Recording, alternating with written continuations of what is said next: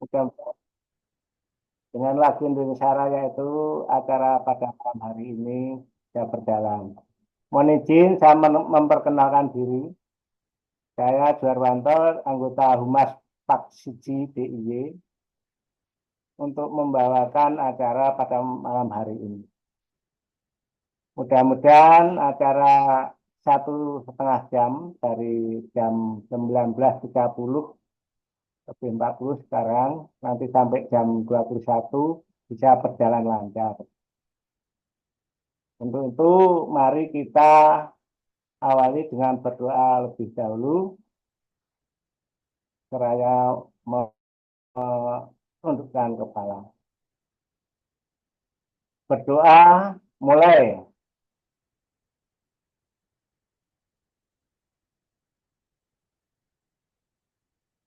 Cukup. Para master yang berbahagia, sungguh senang ya kita bisa bergabung dalam acara Denmas Day yang kelima, edisi 5 kali ini. Yang bertugas adalah bidang humas. Dan ini urut kita mendapatkan sesi yang kelima. Dan mudah-mudahan master semua nanti bisa mengikuti dengan baik, menyimak, mendengarkan dari narasumber kita yang luar biasa, Master Mufih Fatoniawan atau dikenal dengan Master Tony. Selamat malam Master Tony. Selamat malam Dan Mas Serjo. terima kasih atas kehadirannya. Dan nanti Master Tony akan dipandu oleh moderator kita, yaitu Master Ana Kris Manawati SE, pengurus bidang Humas Paksiji DIY. Waktunya nanti dipersilakan menyelesaikan maksimal sampai jam 9 malam atau jam 21. Namun mari kita ikuti dulu untuk acara malam hari ini, kita ikuti, kita dengarkan keynote speaker kita, yaitu Bapak Toto Soeharto atau Master Toto Soeharto.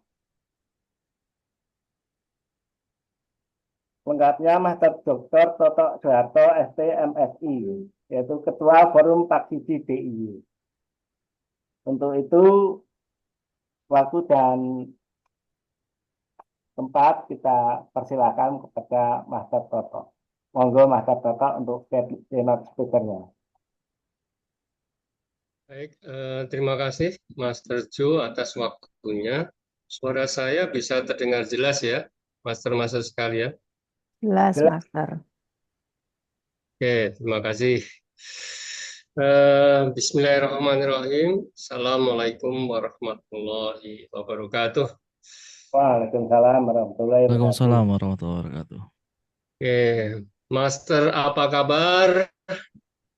Master siap Siap beraksi, beraksi, jujur, jujur, kompeten, berdaya. berdaya.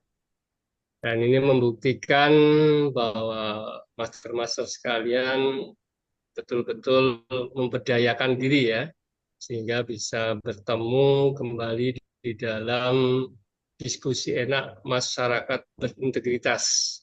Ini ikon forum Paksiji ya, harapannya ini bisa tetap terus continue berkelanjutan ya.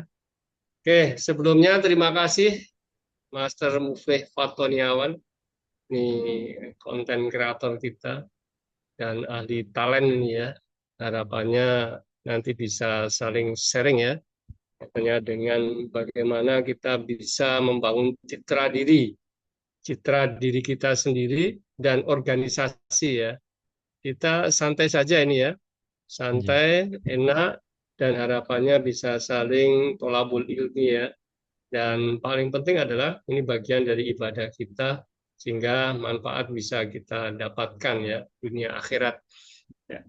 Baik, dan teman-teman sekalian ini yang sudah datang, saya coba absen ini. Terima kasih ini, Master Ana yang siap membantu ini di tengah kesibukannya ini ya sebagai Irban ini. Dan ada ini dari Master Wakil Ketua ini, Master Ani juga sudah datang ya. Wah ini ada juga ini dari Sleman, Master Tintin Selamat yang malam, Master. menyempatkan waktunya. Selamat malam. Besok siap ikut Rakernas atau tidak, Master Tintin? Diwakili dari Gunung Kidul, Master. Begitu aja. Oke, Nggih. siap.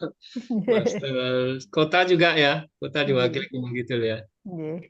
Jadi sudah ada wakilnya yang paling penting. Oke, dan harapannya yang bulan Desember itu nanti kita ada kegiatan di Jakarta ya, memperingati Alkodia. Ini harapannya banyak yang mengikuti ya. Oke, jadi forum Paksiji DIY yang DIY ya, ini sudah terwakili minimal 2 ya. 2, yaitu insya Allah saya dan Master Ari. Nanti harapannya bisa mewakili, dan dari kabupaten dan kota harapannya nanti juga mewakili juga ya. Oke, jadi hari ini malam ini saya boleh izin share nih ya, ada berita yang bagus nih ya, dan kaitannya dengan kita nah ini bisa terlihat ya. Oke, kita sudah, saya matikan.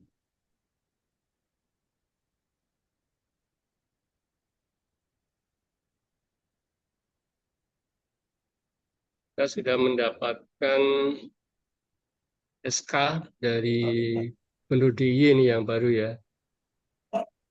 Alhamdulillah, tadi siang saya mendapatkan informasi bahwa SK sudah selesai ya. SK sudah jadi. Oke. Nah ini SK kita yang baru.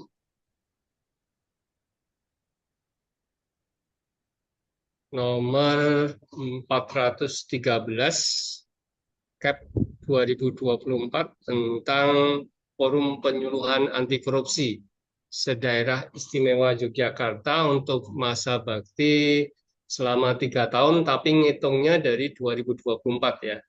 Di 2024, 2025, ini 2026 ini keliru ini. 2026. Oke. SK ini ya, SK ini adalah bukti dari dukungan dari pemerintah daerah Istimewa Yogyakarta dalam rangka untuk menggelurakan semangat bersama anti korupsi di lingkungan birokrasi dan masyarakat se-DIY ya, se-DIY. Maka perlu ini upaya-upaya kita termasuk hari ini atau malam ini ya, melalui edukasi anti korupsi secara sistematis. Ini harapannya menjadi bagian dari sistematis ini. Oke, sehingga kalau kita buat pantun ini seperti ini, Master ya. Tadi sudah saya buatkan ini. Forum diskusi ini harapannya penuh dengan anggota-anggota Paksiji. SK Gubernur jadi pedoman pasti. Semangat bersama menuju solusi. Membangun negeri, tegakkan anti korupsi. Ya. Oke, jadi SK ini kita lihat ini untuk Humas ya. Humas ini dikoordinatori oleh Master Nurrohmah ya. Mungkin ini ada keperluan karena ada sesuatu hal yang tidak bisa ditinggalkan. Kemudian terima kasih juga untuk yang menyelenggarakan di sini adalah tim-tim dari Humas, Master Wuryani, Master Jo, Master Muflih, Master Eko, Master Mulyanti, Master Nurul, Master Suyatno, Master Florentina Nurwati, Master Alvin. Ini harapannya bisa hadir semuanya. Master Muhammad Alfian, Master Ana, tadi sudah. Master Krisnawati, Master Sutopo, Master Markidin, dan Master Wardoyo. Untuk Master Tintin memang tidak kita masukkan di sini karena menjadi koordinator dari Pak Siji Sleman ya, tetapi operasionalnya diharapkan tetap bergabung di Humas ya. Oke. Siap. Kemudian kaitannya dengan informasi yang lain, jadi kita masih banyak ini program-program kerja dari program Humas ini. Silakan nanti setelah ini dari tim Humas ini dibuatkan ya, kira-kira program kerja ke depan apa yang sudah berjalan saat ini adalah bagus, saya kira sudah terupdate ya, terupdate secara kontinu link-link kita ya, media sosial kita. Mungkin yang hadir di sini bisa cek apakah sudah bergabung dengan sosial media kita. Di sini ada barcode SID ya, tolong diarahkan cam scanner kita ke barcode ini. Kemudian yang paling penting adalah tolong masuk ke IG, kemudian ke TikTok dan medsos yang lainnya. Kemudian tolong mulai bergabung ya, bergabung. Sehingga nanti kita akan bisa saling memberikan informasi kegiatan-kegiatan apa yang sudah atau sedang dilakukan oleh Paksi JDI. Jadi SK Gubernur ini adalah penting sekali sehingga kita saat ini sudah mendapatkan kehormatan ya, kehormatan yang luar biasa dan beberapa kegiatan yang dilakukan di beberapa daerah kita sudah mendapatkan langsung tugas ini ya. Kemarin ini saya kebetulan mewakili Pak Siji mendapatkan tugas langsung dari KPK kaitannya dengan sosialisasi pendidikan anti korupsi bagi eksekutif dan legislatif pemerintah Kota Salatiga. Jadi surat ini diberikan kepada KPK, kemudian dari KPK memberikan disposisi ya untuk menugaskan forum Pak Siji bisa melakukan proses seperti ini. Jadi ini dari hasil kolaborasi kerjasama yang luar biasa sehingga forum kita sampai saat ini bisa menjadi eksis ya di tengah Republik kita ini. Berikutnya ini ada keynote yang izin saya sampaikan kaitannya dengan tema kita. Jadi prinsipnya adalah pentingnya saat ini kita membangun citra diri dan organisasi ya yang berintegritas. Integritas tentu saja adalah sesuatu hal yang mudah diucapkan, tetapi dalam pelaksanaannya itu memerlukan ya kepercayaan, dasar-dasar kepercayaan publik ya, di mana saat kita menjunjung tinggi nilai-nilai integritas, kita tak hanya membentuk pribadi yang dapat dipercaya, tetapi juga harus bisa ini menciptakan lingkungan kerja, termasuk kerjasama kolaborasi di antara anggota-anggota dan bidang-bidang ini, serta kesekretariatan secara transparan dan profesional. Hal ini menjadi bagian penting ya bagi organisasi, sehingga kita diharapkan di dalam membangun ya kerjasama dalam organisasi, membangun anti korupsi ini bisa berperan semuanya dalam menciptakan kegiatan-kegiatan yang otomatis menguatkan, membangun reputasi dari organisasi.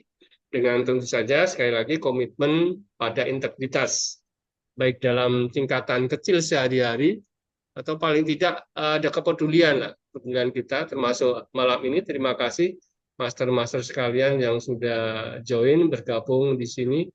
Ini informasi ini saya sampaikan juga ke Wakil Nasional, para ketua forum penyuluh anti korupsi dan ahli pembangun integritas di seluruh Indonesia. Terima kasih yang hadir. Mohon maaf tidak bisa saya sebutkan satu persatu.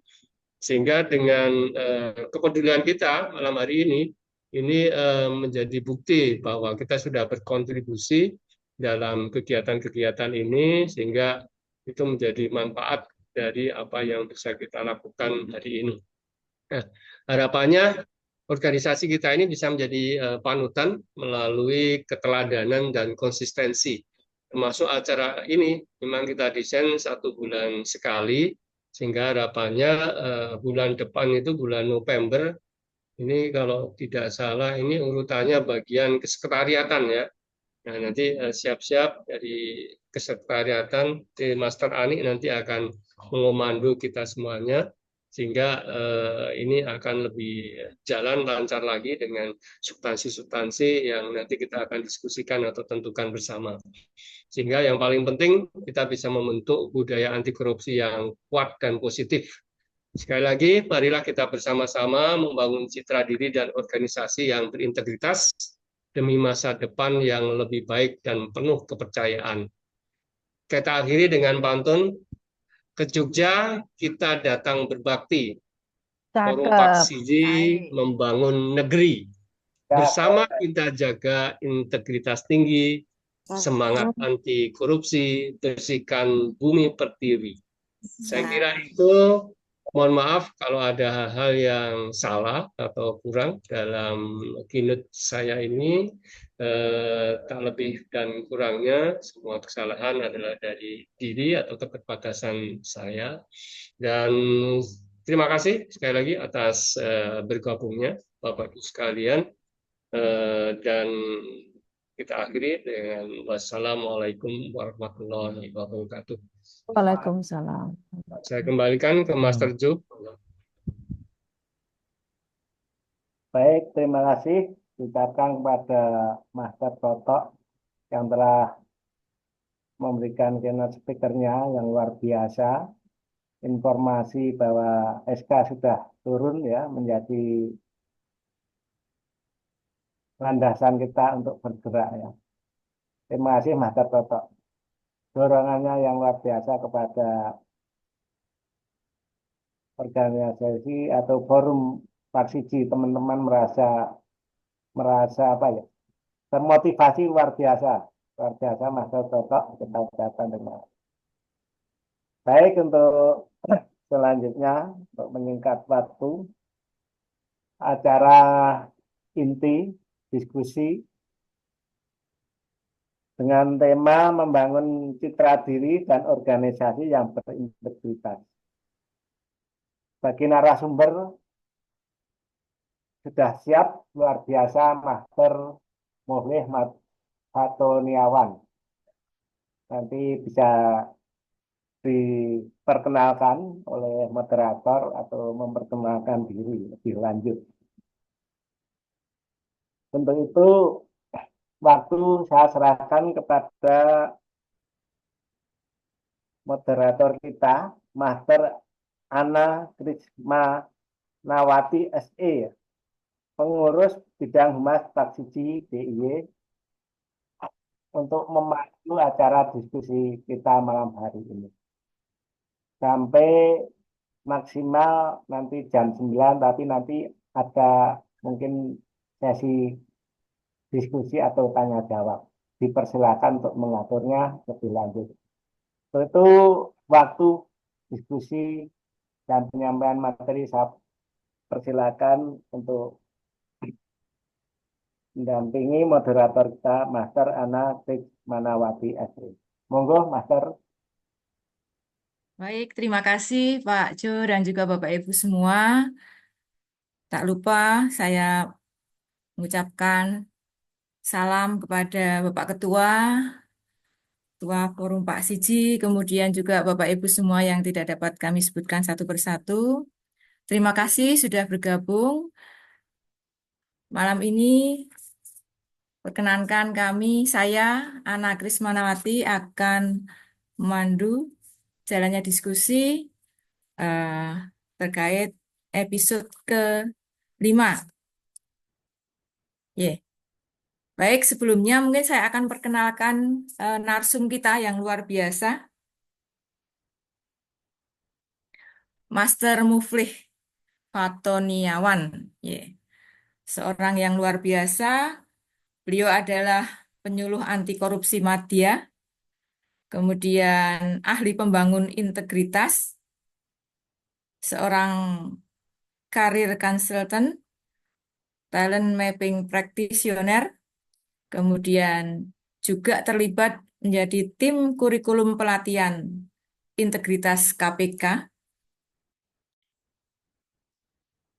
kemudian fasilitator pelatihan integritas dan anti korupsi, sekaligus juga Ketua Yayasan Sekolah Alam Yogyakarta. Dan juga pernah menjadi PNS ya, Master, selama Ya, 10 tahun. Ye. Baik, secara ringkas mungkin saya akan menyampaikan sedikit terkait integritas. Integritas memang merupakan kata yang sangat penting, namun sayangnya salah satu kata juga yang sering disalahpahami dan disalahgunakan dalam organisasi. Namun untuk membangun citra organisasi yang positif dan berintegritas, beberapa unsur utama perlu diterapkan secara konsisten, yaitu eh, kepemimpinan yang berintegritas, budaya organisasi yang kuat dan positif, transparansi dan akuntabilitas. Selanjutnya adalah kepatuhan terhadap hukum dan regulasi, juga kepedulian terhadap kepentingan stakeholder, komitmen terhadap inovasi dan perbaruan berkelanjutan, tanggung jawab sosial, dan juga komunikasi yang terbuka dan konsisten. Nih, mungkin untuk lebih jelasnya nanti akan disampaikan oleh narsum yang hebat, Mr. Mufli Fatuniawan, mungkin dengan waktu sekitar 40 sampai 50 menit ke depan akan disampaikan oleh Master Mufli. Baik, waktu sepenuhnya kami berikan kepada Master Mufli untuk bisa menyampaikan paparan materinya. Dipersilakan Master Mufli. baik. Terima kasih, Master Ana. Insya Allah. Bismillahirrahmanirrahim. Sebentar. Oke. Assalamualaikum warahmatullahi wabarakatuh. Semangat pagi, teman-teman semuanya, rekan-rekan. Pagi, Pagi, pagi, pagi, pagi. pagi. Masya Luar biasa. Allah. Biasa. Meskipun malam, semangatnya tetap semangat pagi. Alhamdulillahirrahmanirrahim. Baik, teman-teman semuanya, semoga dalam keadaan sehat dan semoga dalam limpahan berkah dan rahmat Allah Tuhan Yang Maha Kuasa. Baik, alhamdulillahirrahmanirrahim. Pada malam hari ini tanggal 29 Oktober 2024 ya, masih bertemakan semangat Sumpah Pemuda ya. Alhamdulillah, kok ya dipilih narasumbernya yang relatif bukan muda sebenarnya ya. Mungkin tapi kalau mungkin dari teman-teman rekan-rekan penyuluh anti korupsi di Jogja, sepertinya memang nantinya mungkin perlu regenerasi yang muda-muda, Pak Toto, Pak Ketua Toto. Karena kayaknya perlu teman saya, ya Ya, apalagi yang lebih betul. muda-muda. Mudah-mudahan sih Betul, paling nanti muda sebenarnya. lagi. Nah, mungkin karena dekat dengan Sumpah Pemuda, akhirnya ini dipilih narasumbernya saya dan topik yang akan dibicarakan juga mungkin juga hal-hal yang terkait kekinian, terkait teknologi masa kini gitu ya. Tapi harapannya mudah-mudahan ada terus-menerus regenerasi dan mudah-mudahan sih ke depannya sahabat integritas Jogja Pak Siji ini akan bertambah juga teman-teman yang muda. Pada malam hari ini saya izin sharing teman-teman semuanya, rekan-rekan semuanya terkait citra diri dan instansi berintegritas. Jadi sebenarnya ada hal yang menarik yang perlu saya sharing di sini dan perlu saya kemarin waktu ngobrol-ngobrol sama teman-teman dan Bu Heni dan rekan-rekan Humas, sepertinya ini topik yang cukup perlu untuk disampaikan gitu ya. Terima kasih Bu Ana tadi sudah menjelaskan. Mungkin teman-teman sudah tahu bahwa ya saya tuh di Jogja 1 tahun ini. Sa- Mulai masuk Jogja 2023, saya berdomisili di Sleman, Yogyakarta, tepatnya di Denggung, jadi mungkin dekat dengan kantornya Bu Tintin ya. Saya di Beran Kidul, jadi kalau Bu Tintin kompleks kantornya ada di Beran Lor, saya di Beran Kidulnya gitu. Iya, ini pesertanya juga banyak dari Pemda.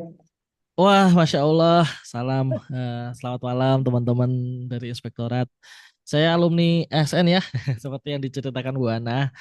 Saya memilih untuk keluar dan memilih untuk profesional bekerja sebagai karir konsultan dan memilih tinggal di Jogja karena sebenarnya ingin menyekolahkan anak saya di Sekolah Alam Yogyakarta gitu. Karena melihat bahwa kayaknya saya dari Jakarta ya, terakhir dinas di Jakarta sekitar 4 tahunan, 5 tahunan di Jakarta.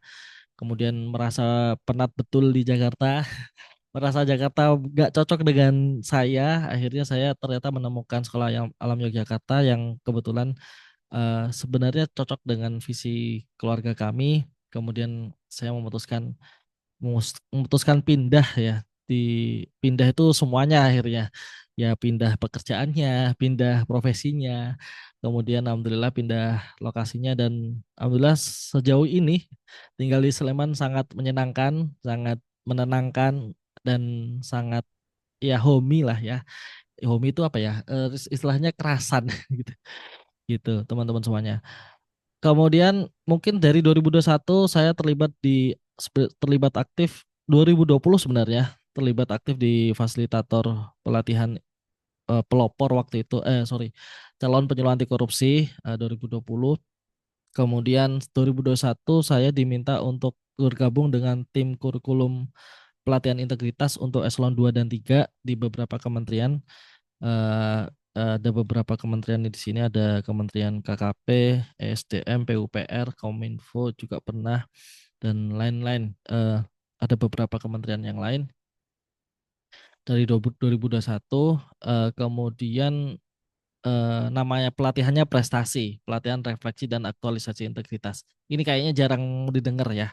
Jadi kalau eselon satunya KPK tuh punya program eselon satunya Paku Integritas, itu eselon satu dan setingkat menteri. Kemudian untuk eselon 2 dan 3 para pejabat tinggi, para pemegang wewenang di satuan kerja itu ada prestasi. Kemudian biasanya yang mungkin bagian penyuluhan, edukasi dan sebagainya, garda terbannya namanya penyuluh anti korupsi gitu. Jadi alhamdulillah saat ini terlibat cukup aktif meskipun bukan pegawai KPK ya, teman-teman semuanya, rekan-rekan semuanya. Khawatirnya dikira pegawai KPK. Ini karena teman-teman yang lain ngiranya gitu ya, saya resign dari PNS terus masuk ke KPK. Enggak gitu ya. Oh ya, ini kayaknya kurang satu. Saya lupa menyantumkan. Saya juga di KPK sebagai asesor penyuluh anti korupsi.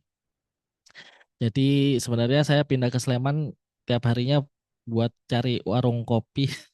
Begitu banyak warung kopi dan nemenin anak-anak. Selebihnya ya kayak gini, kalau malam-malam mulai kerja, anak-anak mulai istirahat. Nah, saya sudah mulai eh, kerja ya, gitu. Nah, teman-teman semuanya, kenapa penting begini? Karena latar belakangnya sih sebenarnya saya cukup cukup konsen di bidang jurnalistik, di bidang media, bahkan sejak 2011 gitu ya, meskipun on off, tapi sebenarnya ketertarikan saya pada dunia media, dunia kehumasan, dunia jurnalistik sudah mulai dari kampus, kemudian di kantor dulu juga saya beberapa kali memegang media sebagai ad hoc ya, sebagai pekerjaan tambahan saya dan menyadari betul sebenarnya di luar sana, apalagi kalau tempat saya Direktorat Jenderal Pajak ya, kalau ada kasus satu aja gitu ya, apalagi kemarin terakhir adalah RAT, ada kasus satu aja, wah itu luar biasa dampaknya dan kepercayaan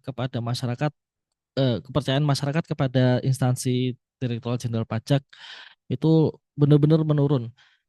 Terakhir saya sebagai account representatif di kantor pajak Gambir di Jakarta Pusat, itu ketika ketemu masyarakat, saya nggak ngapa-ngapain, saya nggak salah apa-apa, saya menjalankan aktivitas saya sebagai pegawai pajak gitu ya. Saya datang baik-baik, saya datang ya dengan salam, langsung yang disebutkan adalah, Mas kesini bawa Rubicon ya, wah itu loh. nggak salah apa-apa tapi kesindir gitu. Itu luar biasa teman-teman, Bapak Ibu semuanya, rekan-rekan, para master semuanya. Kenapa pentingnya kita menunjukkan diri berintegritas? Karena setitik nila rusak susu sebelanga. Yang rusak adalah satu orang, yang kena tercemarnya itu semua orang. Dan itu hal-hal yang paling mengecewakan dalam hidup saya sebenarnya. Berulang kali seperti itu ketika ada kasus jatuh, bangkit dan membangkitkan kepercayaan diri. Ini belum ngomongin instansi ya. Kepercayaan diri bahwa saya itu masih bekerja di instansi yang benar kok. Pekerjaan saya ini kontributif kok, bermanfaat buat negara kok. Itu membangunnya itu susah gitu ya. Karena loh kok masih ada ya orang-orang yang di kanan kiri tempat saya bekerja itu yang tidak berintegritas. Faktanya demikian, Bapak Ibu semuanya. Meskipun ya itu perbandingannya jauh ya, satu dibandingkan kalau nggak salah saya terakhir keluar itu sekitar 30-an ribu, 30-an ribu lebih, hampir 40 ribu pegawai pajak kalau nggak salah ya, saya terakhir itu. Yaitu satu di antara sekian banyak, tapi ya itu merusak gitu. Apalagi soal menjaga instansi, apalagi instansi yang vital di mana orang-orang membayarkan, memberikan sebagian penghasilannya kepada negara, dititipkan untuk membangun negara. Nah, tapi ternyata yang di framing, yang terlihat oleh masyarakat adalah uangnya yang dititipkan untuk pembangunan negara dikorupsi. Nah, makanya itu sebenarnya soal berintegritas ini kita akan sebenarnya akan berhadapan dengan isu-isu yang benar-benar sangat santer, apalagi di dunia sekarang, di dunia internet yang semakin masif, teknologinya semakin mudah, kemudian akses informasinya cepat, berita jeleknya begitu cepat gitu ya. Dan kita harus benar-benar mengcounter itu gitu. Makanya kita sebenarnya nggak apa-apa lah ya gitu ya. Kita sebenarnya membangun citra diri dan bahkan citra instansi kita untuk berintegritas. Dua hal ini saya penting untuk saya bawa, diri dan instansi. Dua hal ini tidak akan terlepas, bahkan misalkan Bapak Ibu yang mungkin masih bekerja di instansi, bahkan saya pun yang saat ini bekerja sebagai profesional pun tetap harus menjaga namanya citra gitu ya. Namanya citra, bukan pencitraan gitu ya. Gitu. Ini nanti saya akan bahas. Di 2014 itu makanya muncul pencitraan dan muncul kayaknya di musim-musim kampanye dulu lah ya. Itu benar-benar muncul istilah pencitraan dan sebagainya. Padahal sebenarnya pencitraan itu ya bagian dari membangun branding dan membangun trust publik kepada kita gitu. Masalahnya ada beberapa citra yang dibuat-buat, yang tidak berintegritas, tidak sesuai dengan aslinya, tidak sesuai dengan, ya tidak jujur apa adanya. Nah, kita akan bahas di malam ini, mudah-mudahan waktunya pas. Silahkan Bapak Ibu, kita interaksi di chat Zoom. Mudah-mudahan teman-teman berkenan. Silahkan tulis di kolom chat. Apakah teman-teman menggunakan media sosial? Bila silakan tulis iya jika teman-teman rekan-rekan menggunakan media sosial, atau tidak jika tidak aktif ternyata di media sosial. Dicek dulu. Wah, hampir semua aktif nggih. Oke, alhamdulillah. Oke, alhamdulillah. Berarti malam hari ini, oke, alhamdulillah, materinya relate dengan teman-teman gitu. Kalau tidak berkaitan dengan media sosial bisa jadi ya mungkin Bapak Ibu, rekan-rekan, para master di sini tidak perlu membangun branding di media sosial, di media digital dan sebagainya gitu. Yang susah memang membangun branding di media digital gitu ya. Susah dan gampang gitu ya sebenarnya. Kalau kalau di rumah tangga, di rumah, di masyarakat di lingkungan RT RW gitu ya, sekitar kita, Padukuhan dan sebagainya, gampang membangun media sosial ya, kita tunjukkan keaktifan kita ke masyarakat, bagaimana kita serawung. Serawung itu apa ya? Bersosialisasi dengan masyarakat sekitar gitu ya. Tapi kalau media sosial itu gampang banget dibolak-balikkan, di framing dan sebagainya. Oleh karena itu, makanya ini eh, menjadi bahasan yang cukup relate dengan Bapak Ibu semuanya. Berikutnya, sosial media apa atau media sosial apa yang aktif Anda gunakan? Ada beberapa ya, ada mungkin Facebook, Instagram, Twitter, YouTube, kemudian apa lagi? Eh, WhatsApp mungkin gitu ya. Kalau WhatsApp mungkin banyak ya yang sudah aktif gitu. Monggo, silahkan ditulis. Aktifnya di mana? Pak Bu Ana, IG, FBWA, IG, FBWA. Oh, sami ya. Bu Ana, Bu Justina. Oke, WA, FG, IG, Facebook. Mm-mm. Sip, berarti ada kesamaan. Sip. IG, FB, Pak Toto, FB, IG, WA, dan sebagainya. Siap. Ada yang YouTube?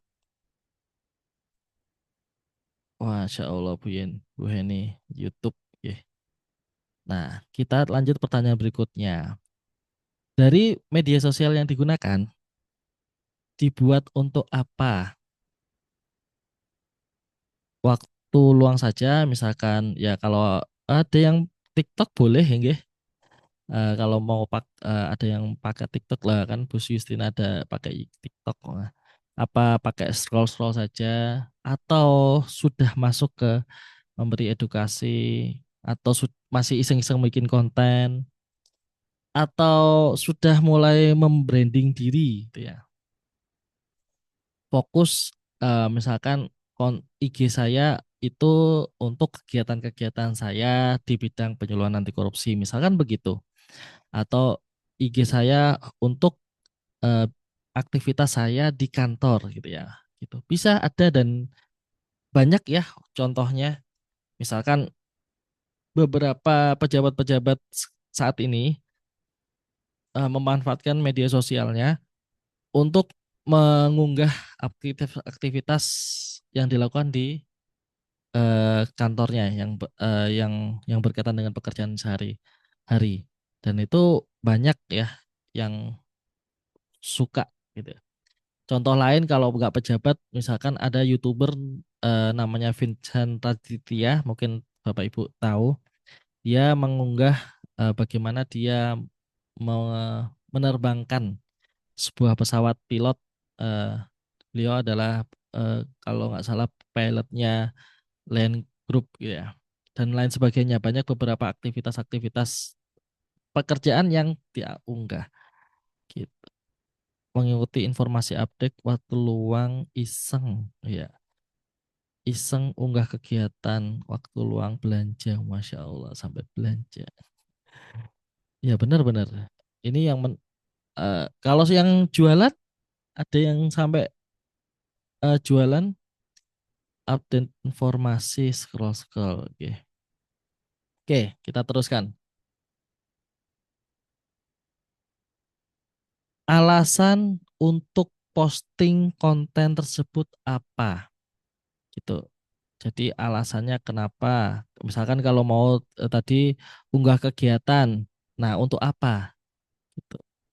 Kalau isengnya itu apa? Apa ya membunuh waktu luang saja gitu ya? Oh, Masya Allah, sudah ada yang aktivitas kerja, dokumentasi kegiatan dan sebagainya. Ya, oke, sip. Saya sejak 2000, saya lupa ya, sejak 2020-an lah. 2020-an saya dari Instagram saya itu awalnya untuk kegiatan keluarga. Jadi misalkan kalau sama keluarga main kemana, diupload dan sebagainya. Ada ya mungkin teman-teman kayak gitu. Tuh, nggak apa-apa kalau memang mau begitu ya. Memang diperuntukkan begitu. Tapi setelah 2020-an waktu pandemi itu saya memang memfokuskan diri, apalagi didorong sama istri, silah diupload aja kegiatan-kegiatan yang berupa penyuluhan, ngajar dan sebagainya itu di media sosial. Kenapa? Karena ternyata kata istri saya, satu untuk mengingatkan kapan kegiatan saya itu dilakukan. Ini berkaitan sama teman-teman waktu dulu, zaman dulu ada namanya eksesku interaksi, nggak tahu sekarang ya. Nah, saya sudah lama nggak ngisi sebenarnya. Itu untuk melaporkan aktivitas penyuluhan. Jadi saya kadang-kadang kan lupa penyuluhannya kapan dan di mana. Dan biasanya kalau melakukan penyuluhan anti korupsi, saya upload di Instagram dan sebagainya. Dan itu ternyata nggak sengaja itu ternyata membangun branding saya sebagai eh, ya benar-benar penyuluh anti korupsi gitu ya, benar-benar sebagai pengajar gitu, sehingga ternyata ke depannya oh jadinya adalah saya terbranding ya sebagai pengajar, sebagai trainer dan sebagainya gitu. Oke, terima kasih. Ini ada beberapa nggih, ada tuntutan kerja juga, dokumentasi kegiatan sip. Ini berarti seperti saya. Nah, monggo teman-teman kalau mau sharing media sosialnya silahkan. IG-nya apa, TikTok-nya apa, Facebook-nya apa, biar kita saling follow. Gitu. Monggo sambil ditulis ya. Jadi di sini nanti kalau yang belum ada yang belum saling follow, monggo saling follow aja. Biar sama-sama memeriahkan. Oh ternyata ada kegiatan Bu Ana di tempatnya yang kegiatan penyuluhan anti korupsi. Nah ternyata belum kita kan nggak sama-sama saling tahu ya. Kita bisa saling support gitu nanti ke depannya. Kita mulai dari sini. Oke. Sambil ditulis nggak apa-apa. Apakah penceritaan itu boleh? Ada yang mau menjawab, monggo ditulis di kolom komentar. Pencitraan itu boleh enggak? Pada dasarnya, gitu. Ya, kita mulai dari sini. Bapak Ibu yang terpikir dari serangga ini, tahu ya ini apa? Lebah ya. Kira-kira Bapak Ibu, lebah ini didatangkan di dunia, Allah ciptakan, Tuhan ciptakan di dunia ini, manfaatnya apa? Boleh diketik di kolom chat. Malam ini biar banyak interaksi ya, sambil banyak interaksi, sambil nulis obat, madu dan sebagainya. Wah, mantap. Nanti saya screenshot, saya kirim ke WhatsApp biar uh, ada menyengat. Apa yang terpikir dari lebah ini menyengat. Oke, nggak apa-apa. Yang terpikir madu, obat madu, propolis. Ada tiba-tiba yang promosi di sini. Iya betul. Ya ya, baik-baik. Oke, ada yang lagi yang terpikir membahagiakan, sehat. Ya, baik. Wah, menarik ini. Master Eko Bunga.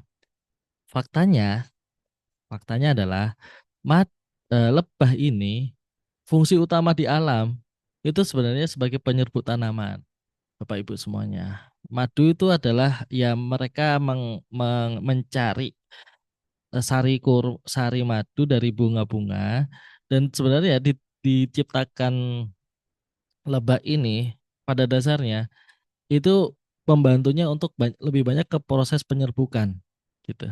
Adapun madu sebenarnya itu sebenarnya pasokan dari tanam makanannya gitu ya. Sehingga tapi kita konsumsi gitu ya. Gitu. Dan ya mungkin beberapa orang melakukan peternakan madu dan sebagainya, memelihara lebah memang untuk diambil madunya gitu. Tapi pada dasarnya eh, di peternakan lebah itu diciptakan ekosistemnya, diciptakan misalkan pohon kelengkeng di dekat sana, pohon rambutan di dekat sana dan sebagainya. Itu untuk agar dia bisa menemukan sari-sari madu di bunga gitu, sehingga dia si tanaman ini bisa terbantu penyerbukannya. Jadi awalnya teman-teman berpikir bahwa ini berkaitan sama madu. Itu bisa jadi karena warnanya kuning ya, dan warna backgroundnya memang background madu, sehingga terindralah, tertangkaplah dengan indera kita bahwa asumsi lebah itu berkaitan dengan madu. Sekarang bagaimana dengan serangga yang satu ini? Bapak Ibu pastikan ya, ini namanya lalat. Ya. Apa yang terpikir ketika Bapak Ibu menemukan ketemu dengan lalat?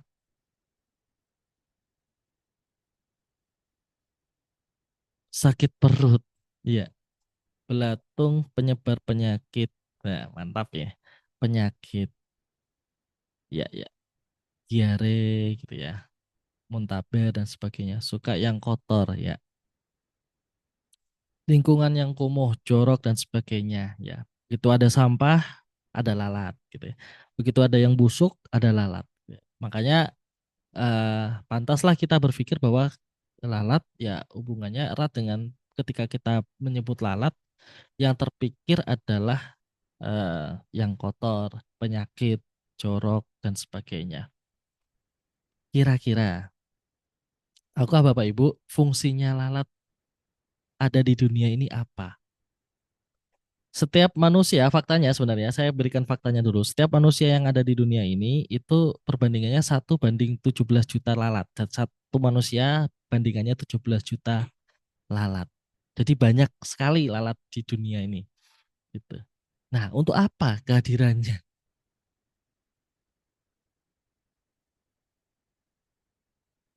Ini faktanya, di dunia banyak sekali lalat dan kita tidak pernah, Master Eko sudah menyampaikan, mereka hadir di dunia untuk membantu pembusukan, mengurai sampah, membantu penyerbukan pada beberapa tumbuhan juga gitu. Sama halnya dengan si si lebah. Apalagi kalau aroma dari bunganya itu tidak terlalu enak gitu ya. Bahkan sebagai predator atau mangsa gitu ya. Beberapa jenis lalat gitu. Tapi yang penting adalah nomor satu gitu ya, pengurai sampah. Fak- dan yang kita lihat gitu ya, kalau ketika teman-teman rekan-rekan tadi saya minta untuk menyebutkan apa yang terfikir oleh ketika melihat gambar ini, yang terfikir kan pertama kalinya adalah joroknya, sampahnya, kotorannya, penyakitnya dan sebagainya. Kita lupa hal-hal yang baik yang sebenarnya ada pada hewan lalat ini. Dan memang dia diciptakan di dunia ini untuk mengurai sampah. eh Konon katanya gitu ya. Tapi ini benar sih. Kalau kalau lalat itu tidak ada di dunia, maka sampah tidak akan pernah terurai, hal-hal yang busuk bukan hal-hal yang busuk ya. Eh eh, eh, Sesuatu yang busuk gitu ya, misalkan ya sampah, kemudian bangkai-bangkai makanan, bangkai binatang dan sebagainya. Belum, kalau tidak ada lalat, tidak pernah terurai dan kita tidak pernah bisa hidup di dunia. Itulah yang dinamakan persepsi. Ya. Kita dengan nanti kita akan ada kenapa ini kita bisa terbentuk, kenapa kok kita bisa mengasumsikan ketika melihat lalat eh, kotoran. Kenapa kita melihat lebah itu madu? Persepsi adalah tanggapan atau penerimaan dari sesuatu. Ini KBBI-nya. Atau sesuatu proses orang mengetahui beberapa hal melalui panca inderanya. Jadi yang diserap oleh panca indera kita itulah persepsi. Dan persepsi ini sebenarnya membangun sebuah citra. Jadi kalau persepsi ini ada unsur pembentuknya ya, kita akan sampaikan nanti, termasuk beberapa pengalaman teman-teman, pengalaman kalau lalat itu membuat sakit, kemudian kita tahu dan pengetahuan kita bahwa lebah itu menghasilkan madu, membentuk sebuah persepsi, ya. membentuk sebuah persepsi. Oh, kalau kita makan sesuatu yang dari dihinggapi lalat akan sakit, akan munculkan persepsi. Dan itu akan membuat sebuah citra. Citra itu gambaran. Bahkan misalkan ada orang yang misalkan saya belum pernah sama sekali memakan makanan yang misalkan dihinggapi lalat dan belum pernah sakit karena lalat ya. Tapi karena dipersepsikan seperti itu, banyak orang yang bilang seperti itu dan nyatanya mungkin seperti itu. Orang lain pernah mengalaminya gitu ya, sehingga muncullah citra bahwa mohon maaf, muncullah citra bahwa si lalat ini adalah hewan pengganggu. Eh, gitu. Bagaimana dengan kita ketika kita salah melihat? Kita tidak pernah melihat persepsi lalat dari sisi baiknya gitu. Sehingga citra yang ditampilkan pada lalat meskipun dia tidak merusak kita secara langsung, tapi dia mengirimkan persepsi kita, pengalaman kita, pengetahuan kita mengirimkan sinyal kepada otak kita bahwa si lalat ini mengakibatkan penyakit. Padahal belum tentu kita pernah sakit karena lalat gitu. Nah, kenapa itu terjadi, teman-teman semuanya, Bapak Ibu? Karena ada dorongan stimulus. Jadi persepsi ini terbentuk karena kita pernah mendapatkan stimulus. Stimulus itu bisa ditangkap dari penglihatan, pendengaran, penciuman, peraba, pengecapan, atau indera keenam yang kita miliki atau keyakinan ya. Misalkan kalau kalau indera keenam horor sekali ya. Jadi stimulus ditangkap oleh otak kita, oleh indera kita dengan ambang batas tertentu ya. Tentu misalkan penglihatan ya yang kita bisa lihat sejauh kita bisa lihat, dengar begitu juga dan sebagainya dirasakan oleh panca indera kita termasuk hal-hal yang belum pernah kita tidak alami. Tapi kita dengar, oh kita dengar kalau lalat itu mengganggu, menyebabkan penyakit dan sebagainya. Akhirnya muncullah sensasi. Sensasi ini di bahasa NLP, Neuro Linguistic Program, ini adalah apa ya namanya, mendefinisikan ulang gitu ya.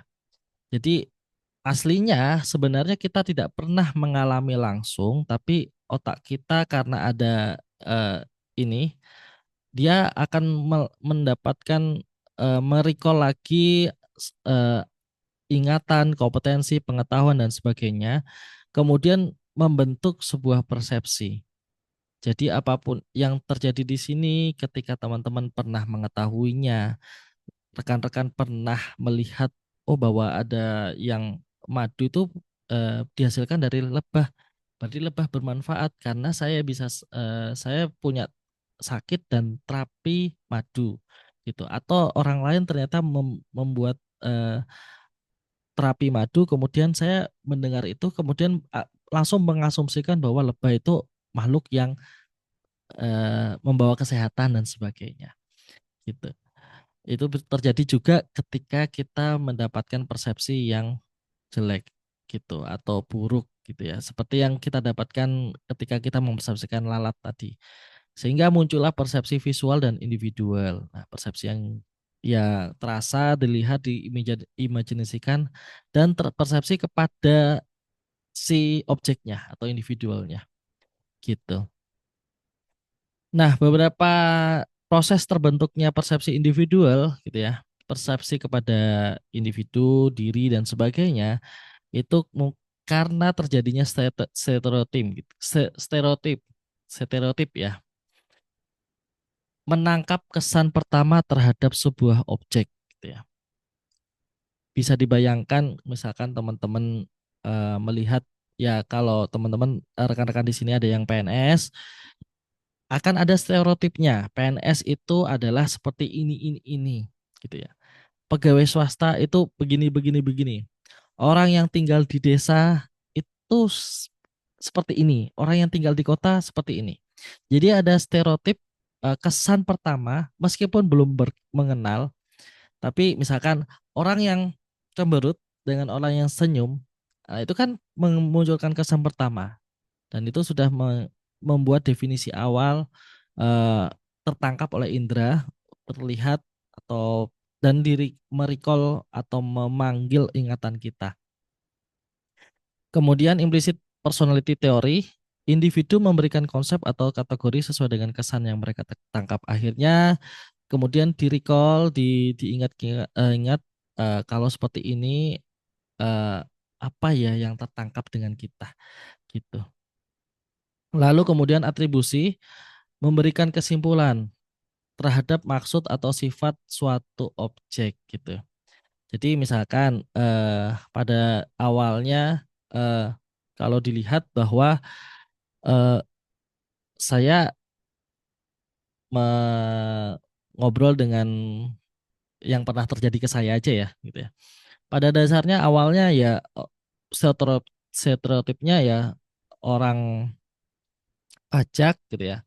Orang pajak ya orang yang sama kayak oknum-oknum sebelumnya. Padahal ya ada ribuan gitu ya. Diberikan stereotip gitu.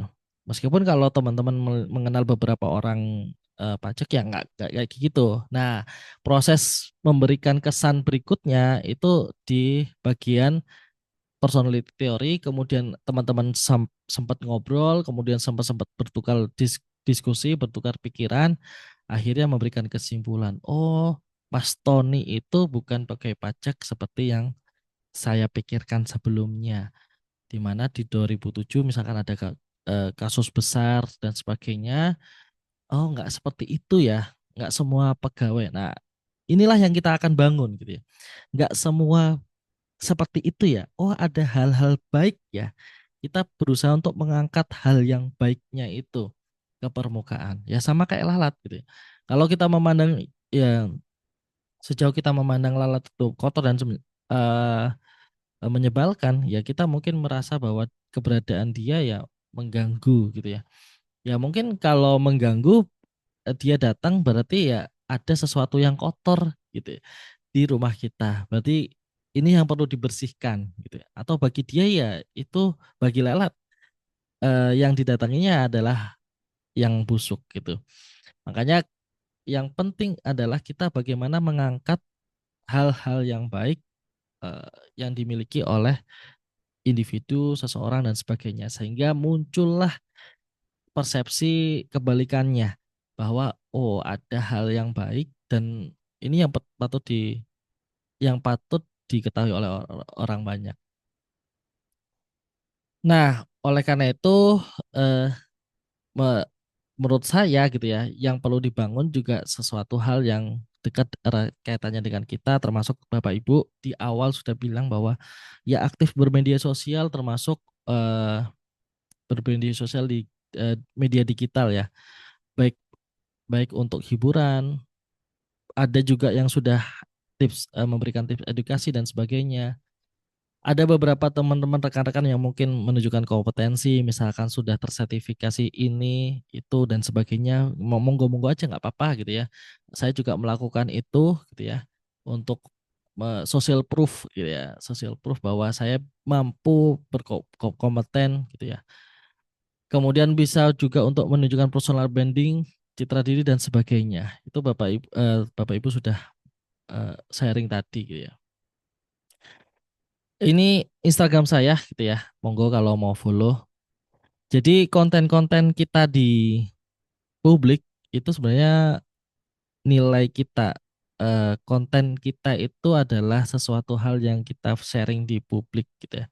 Publik nggak bisa kalau kalau akun kita dibiarkan publik ya, maka ya sebenarnya saya menyarankan teman-teman tidak memprivat akunnya. Apalagi kalau akunnya berisi sharing-sharing pengetahuan. Karena saya rasa pengetahuan teman-teman itu sangat berharga, apalagi kalau bisa didengar dengan orang yang banyak rekan-rekan di sini. Makanya kalau saya rasa kalau teman-teman mau ada Instagram yang khusus keluarga, mau di privat, monggo. Tapi kalau kontennya adalah ya, kalau tentang terkait keluarga kemudian membangun relasi terhadap keluarga bagaimana, membangun kedekatan dengan anak bagaimana, kemudian dijadikan sharing kepada orang lain, nah itu akan menjadi value, akan menjadi hal baik yang kita bisa munculkan dari diri kita gitu. Media sosial merupakan area publik, jadi siapa saja tentu bisa mengakses apa yang kita posting di media sosial, tentu akan berpotensi dilihat banyak orang, bahkan juga orang yang tidak dikenal gitu. Berbahaya atau enggak tentu saja jika salah menggunakannya. Tapi justru punya potensi dari kita punya potensi untuk mencitrakan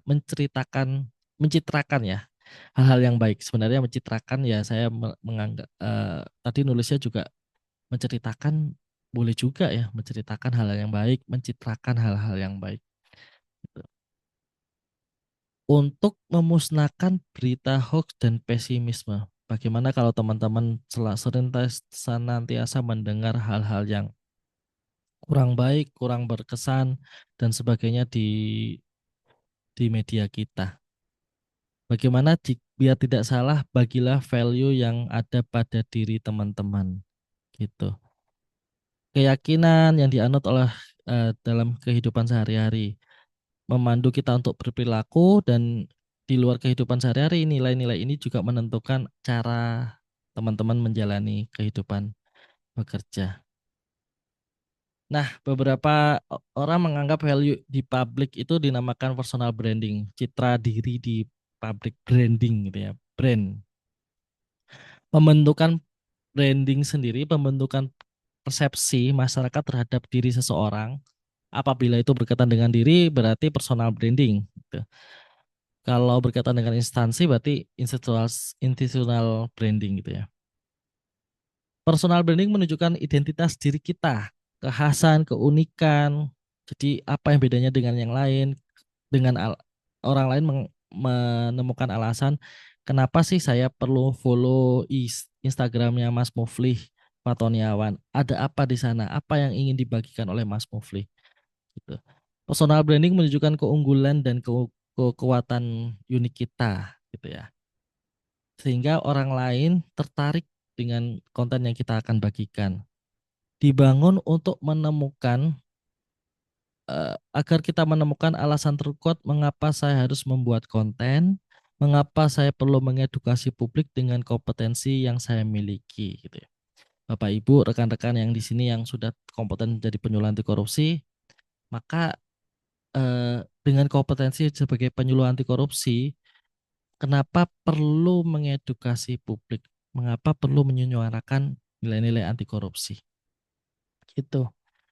Bagaimana personal branding unik ini berasal dari keunggulan kita. Nah, kalau saya melihat sendiri memang perjalanan cerita saya, perjalanan karir saya, perjalanan salah karir, perjalanan salah jurusan kuliah, itu menjadi hal yang unik mungkin ya. Mungkin di antara beberapa orang ini akan mungkin nggak banyak yang salah karir selama 10 tahun di kementerian yang katanya eh, cukup besar ya tunjangannya dan sebagainya. Gimana melepaskan diri dari berpindah profesi dan sebagainya. Itu cerita-cerita yang menurut saya keunggulan saya gitu. Yang itu bisa dibagikan ke publik apa yang ingin saya perjuangkan gitu. Nah, bagaimana mengenali keunggulan kita? Teman-teman, rekan-rekan perlu tahu aktivitas produktif yang mudah dilakukan. Gitu. Ya, mungkin menyuluh atau ya melakukan pekerjaan setiap hari atau menulis puisi, berpantun. Ya, ada kan yang isinya pantun semuanya. Kemudian ada yang isinya jenaka semuanya. Kalau itu produktif, bermanfaat bagi orang lain dan mudah kita lakukan, itu mungkin keunggulan kita dan tentu yang kita suka gitu ya, agar kita menjalannya enjoy, easy gitu ya, begitu. Bu, dan mungkin boleh dengan kita bisa menceritakan beberapa aktivitas yang kita itu berdampak kepada orang lain. Caranya bagaimana? Orang lain datang ke kita untuk meminta bantuan, kemudian orang lain datang ke kita, menyampaikan terima kasih kepada kita sudah dibantu dan sebagainya.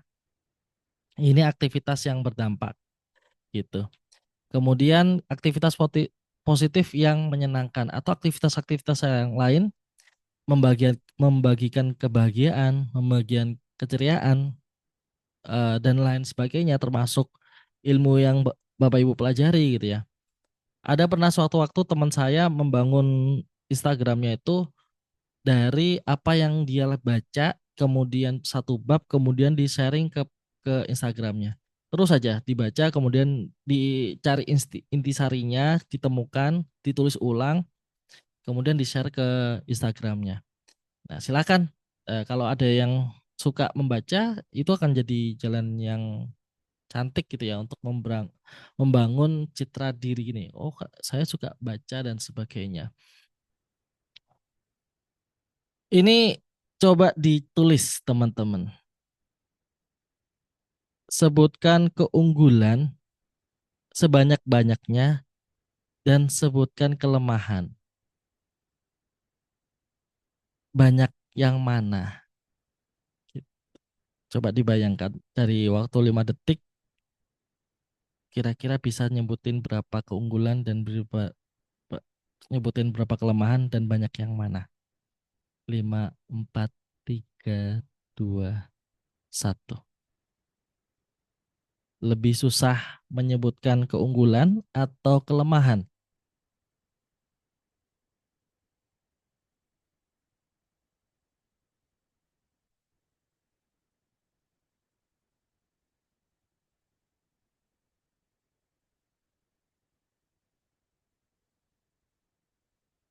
Ada yang sama banyak?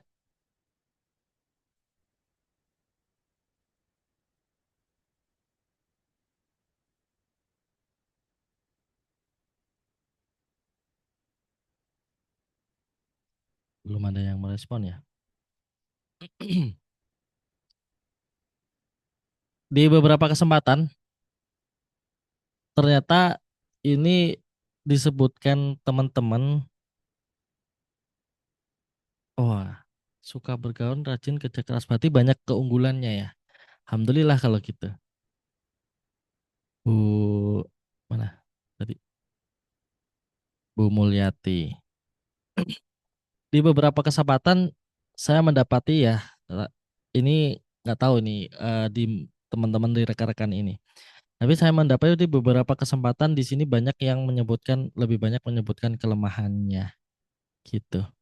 Ini terjadi karena negativity bias gitu. Orang cenderung lebih banyak eh, menilai dari defisitnya, dari defisit approach-nya, kurangnya apa dibandingkan terbiasa mencari keunggulannya apa gitu ya. Karena mungkin ya dari dulu kita diajarkannya seperti itu gitu ya. Di dalam kurikulum pendidikan kita dulu dilihat bahwa anak yang tidak lulus standar kompetensi nilai tertentu misalkan itu sudah dianggap kelemah sehingga orang tua, guru berusaha untuk memberi porsi belajar yang lebih banyak kepada pelajaran-pelajaran itu yang justru bisa jadi itu memang kelemahan dia gitu ya. Misalkan tidak suka matematika, bingung dengan matematika, memang daya analitikalnya rendah. Sehingga yang muncul adalah kelemahan-kelemahan yang dia pikirkan. Padahal sebenarnya di sisi lain anak tersebut bisa jadi suka bahasa Indonesia, suka bahasa Inggris, suka geografi, suka sosiologi dan sebagainya. Ilmu-ilmu sosial suka gitu.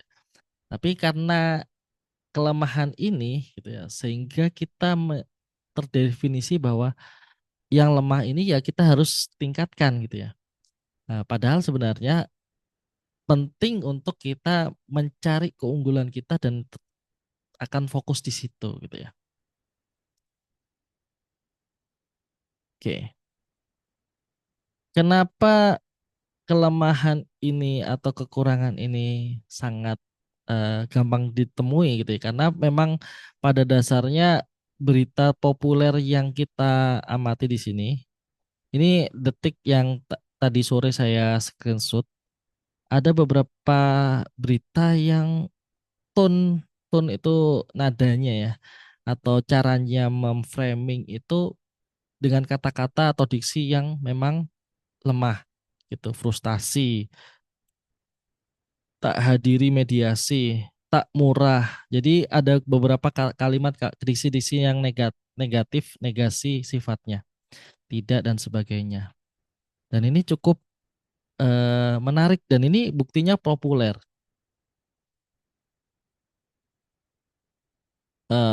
Ini di Kompas nomor satunya mantap, nomor satunya tonnya positif, nomor dua, tiga, empat dan seterusnya ini didominasi oleh tonton yang negatif. Dan ini berita-berita yang cukup viral. Ini top top news ya. Nah, berita viral itu sebenarnya ya banyaknya berita-berita viral itu sekarang ya hoax dan sebagainya, bad news dan sebagainya.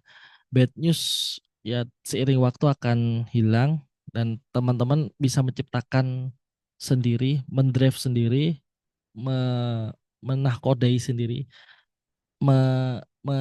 menyetir sendiri gitu ya. Bagaimana berita-berita baik itu tercipta.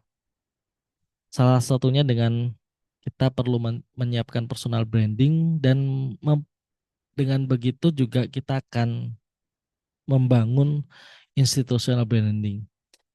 Ini singkat saja, image ya. Ini yang tadi awal saya sampaikan ini image pandangan terhadap suatu perusahaan, kalau perusahaan dan sebagainya.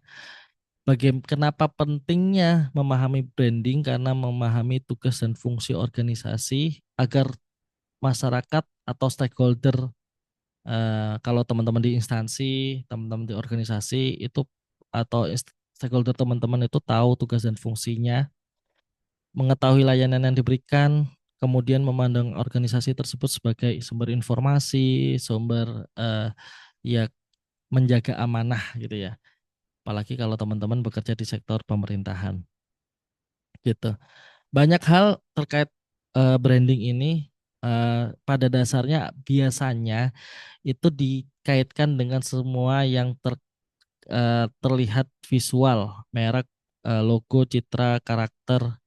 Nah, mulai masuk ke karakter, karakter pegawai justru karakter ke SDM juga akan dilihat gitu ya, kredibilitas hingga visual termasuk dalam branding ini.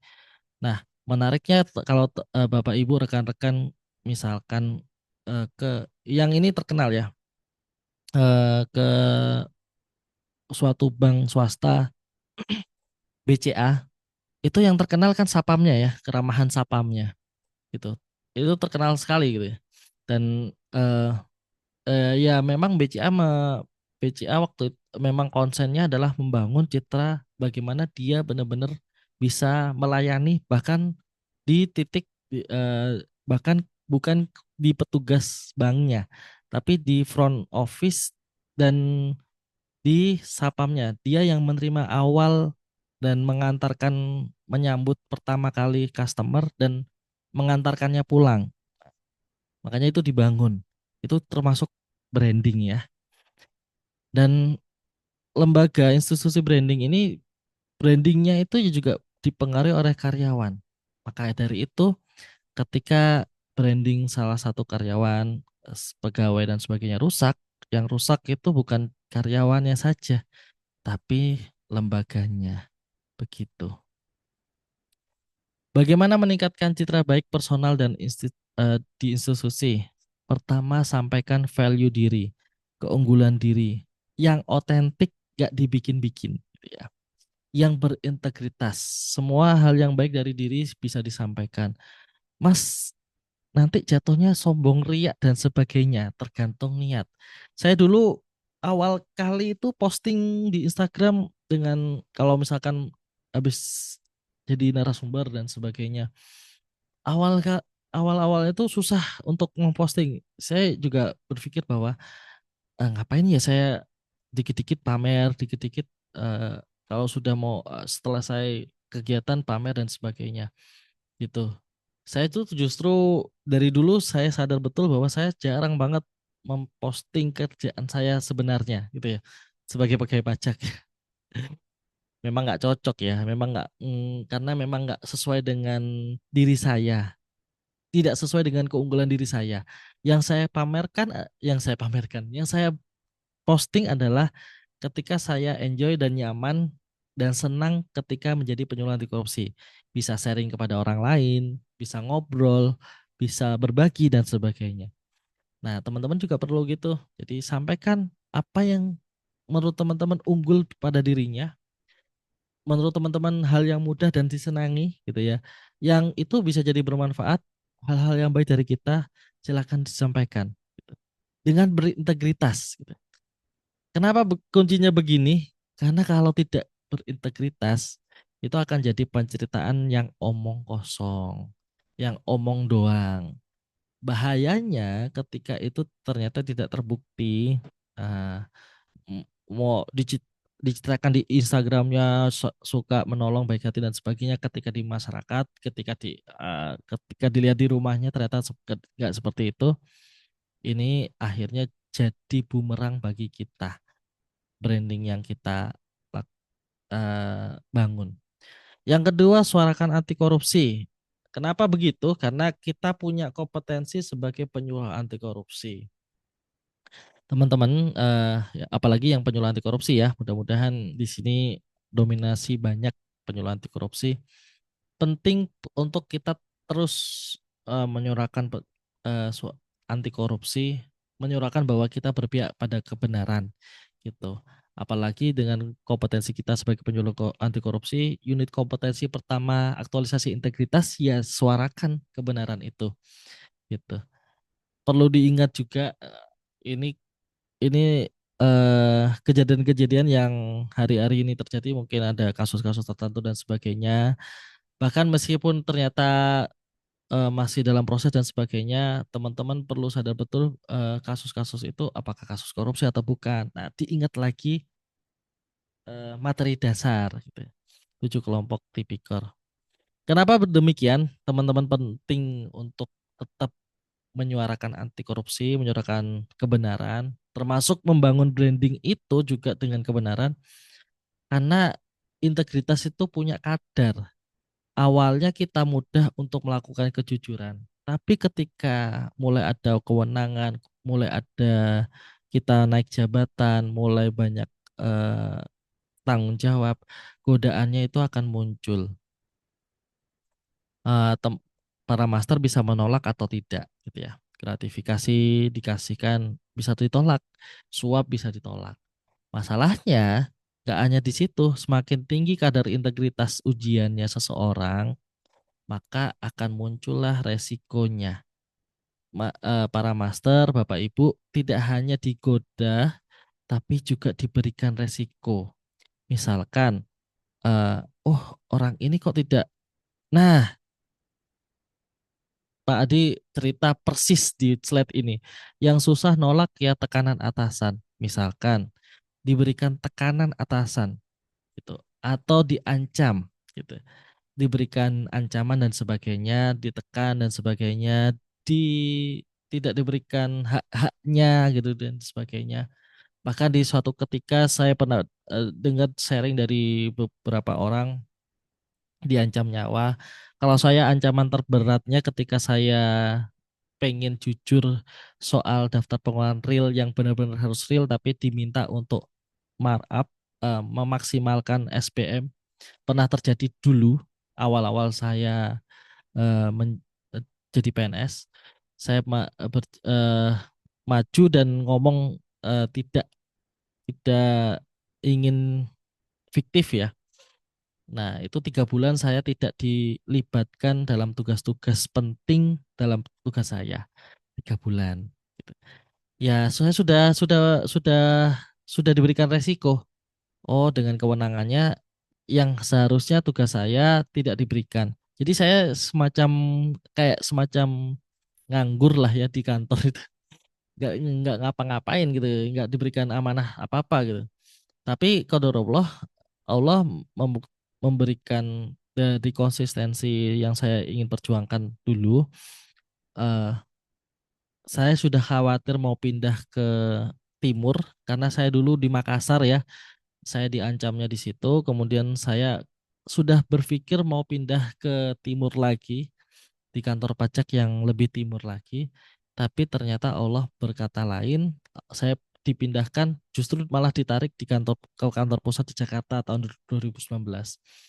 Itu saya nggak pernah kebayang dengan resiko yang saya pernah hadapi seperti itu, resiko mempertahankan saya biar nggak menulis daftar pengeluaran yang fiktif itu, ya meskipun mendapatkan resikonya ya 3 bulan tidak diberikan job apa-apa, tusi tidak sesuai dengan tusinya, tidak diberikan perjalanan dinas kemanapun, padahal itu tugas saya gitu. Tapi ternyata Allah berkata lain. Alhamdulillah.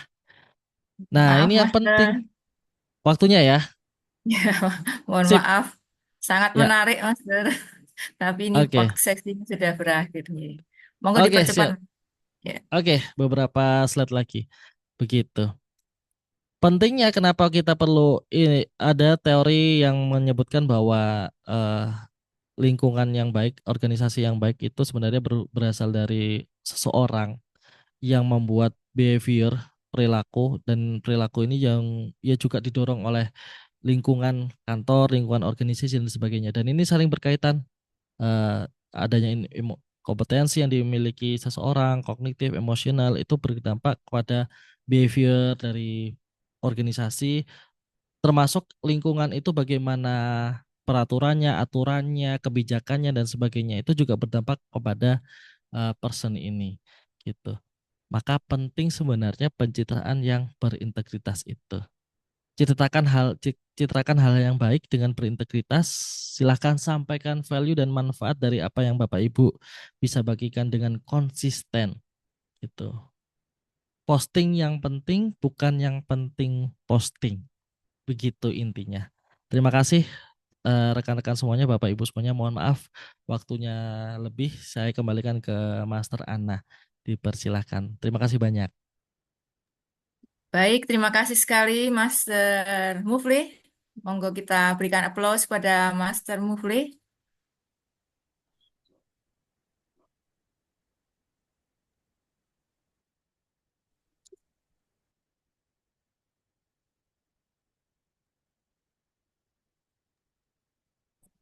Sangat menginspirasi, Master. Mohon maaf tadi tertekan mute. Sangat menginspirasi apa yang disampaikan oleh Master Mufli tadi. Sangat bermanfaat. Nah, yang saya garis bawahi di sini adalah bahwa persepsi kita bisa salah pada pandangan pertama, Master.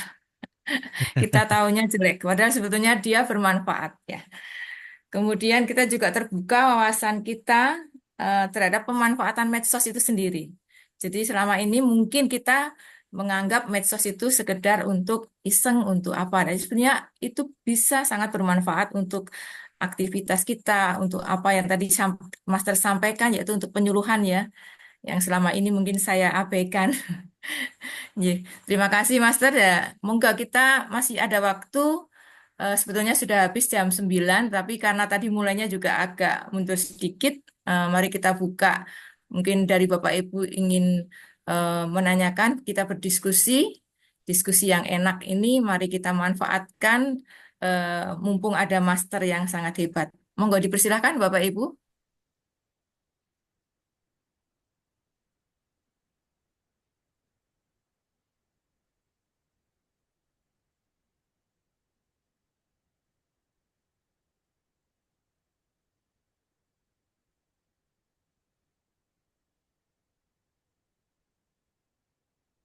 Apakah sudah terlalu larut?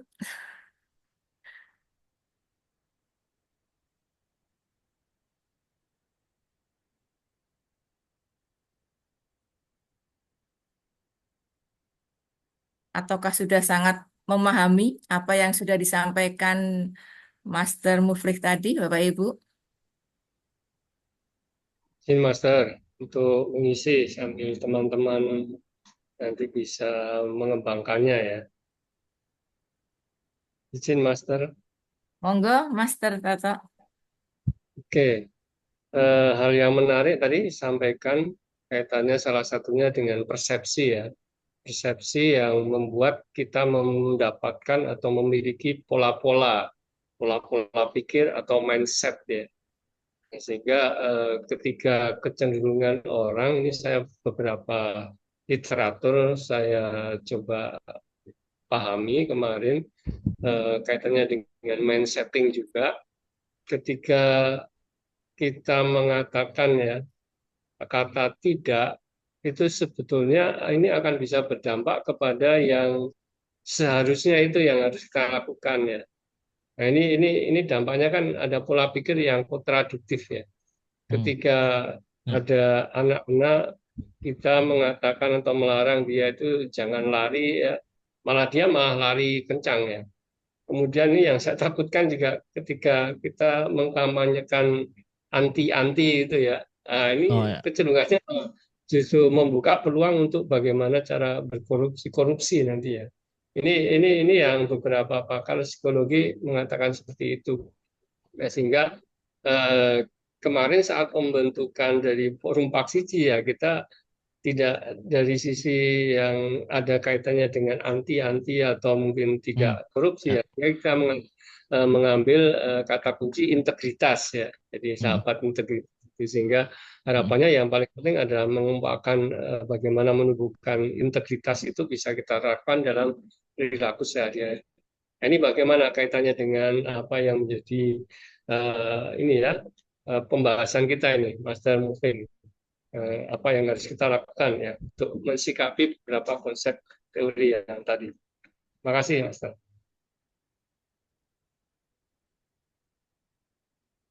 Langsung saya jawab, Master Ana, izin.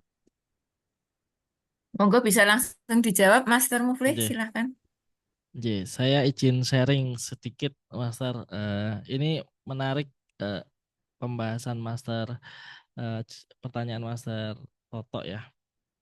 Kalau di beberapa tempat yang seperti yang saya eh, kata-kata jangan, jangan kemudian kata-kata negatif seperti itu sebenarnya di beberapa, apalagi kalau di dunia parenting itu beberapa hal sangat masif terjadi.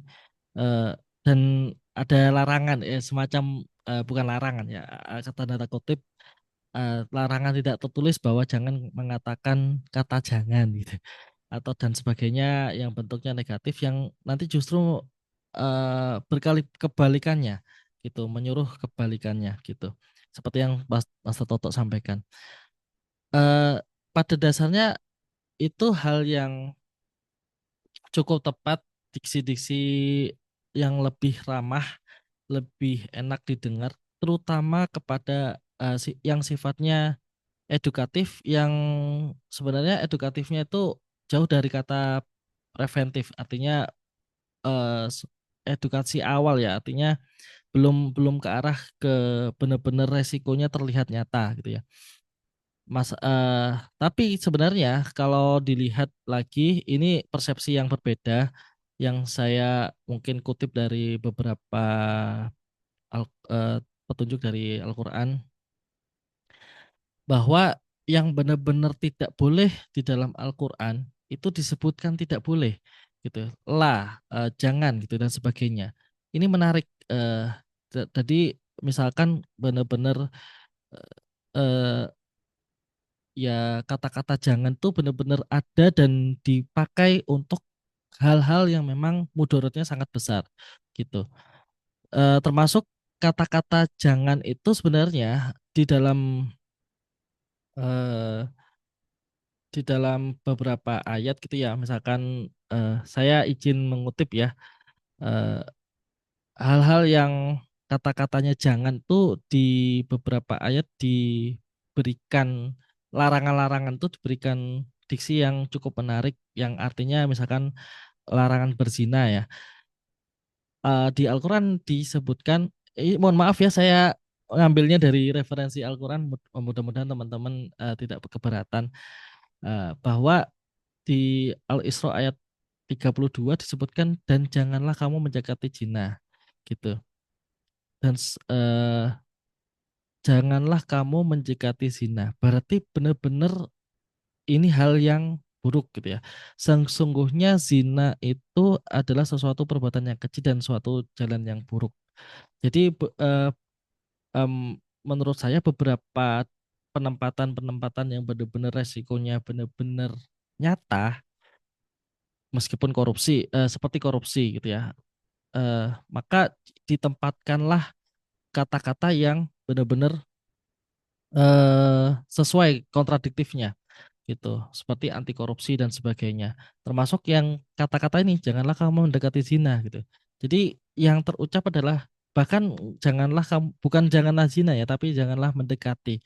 Jadi benar-benar disampaikan betul bahwa eh, konteksnya adalah sesuatu itu tidak boleh didekati karena buruk dan perbuatannya keji gitu. Jadi ketika konteksnya resikonya itu nyata, dampaknya nyata, boleh sebenarnya itu disampaikan benar-benar gitu. Jadi perlu diberikan kontekstualisasi gitu.